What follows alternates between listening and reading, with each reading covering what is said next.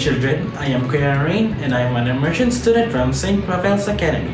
And I'm here to tell all of you a story that will bring joy and morals. But before we begin, I have some questions for you. First, do you know what a crab is? Wow! And second, did you try catching one? Interesting! And with that, our story for today is all about crabs, entitled Kokoy and the Crab, written by Kriezel and Elbabuena, illustrated by Sheilou Conserva, brought to us by the Let's Read the Asia Foundation. Now, let us begin! Kokoy lived in a coastal community. Every afternoon, he fished with his lolo or searched for crabs.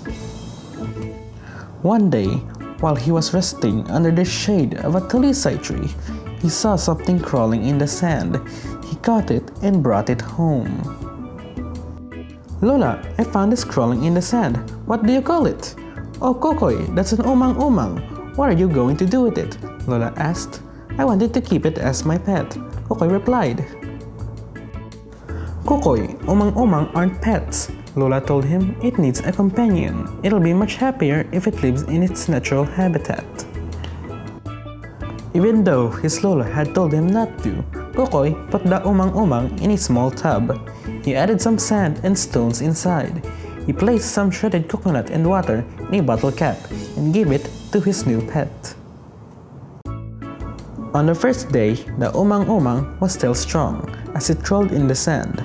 But as the days passed, it slowly moved less and less.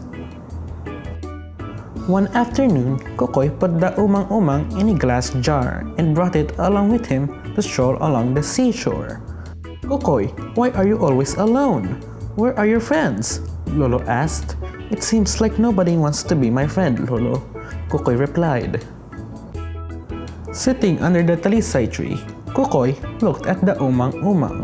It was trying really hard to escape from the glass jar, but every time it climbed to the top of the jar, it slid back down. "We're friends, okay?" Kokoy said to the umang-umang.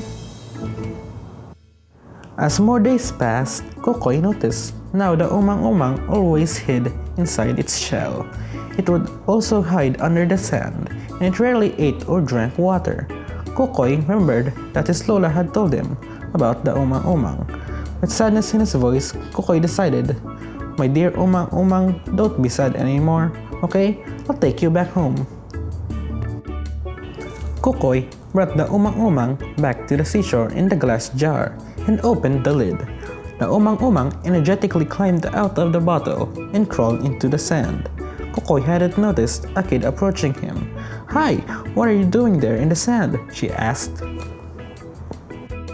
"I just returned my pet umang-umang back to its natural habitat," he explained. "Oh, you had a pet umang-umang?" "Yes, but I let it go. Lolo had told me it needs to have a companion," Kokoy said. "It's good that you put it back in its home. Now come play with us," she invited. The kid held Kokoy's hand and led him towards the other kids. Each kid introduced themselves to Kokoy. They jumped together in the tintinbaka and laughed as they played siato and ins-ins. Kokoy really enjoyed playing with his new friends. "You're going to come back here to play with us again, right?" his new friends asked. "We play here all the time." "Yes, I'll join you," Kokoy replied. As the sun set, Kokoy happily went home, thinking of his new friends and hoping the umang-umang had found its companion too. And that's the end of the story for today.